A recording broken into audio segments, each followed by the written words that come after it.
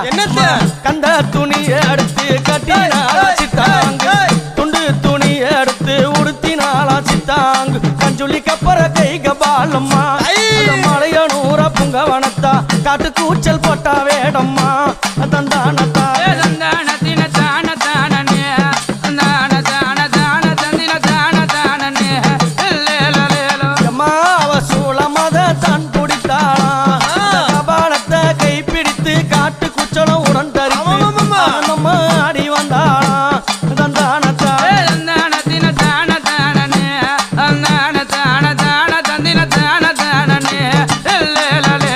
அன்னை கையில் இருக்குதே அக்னி எரிந்து கொண்டு வருதே அது என்ன தெரியுமா?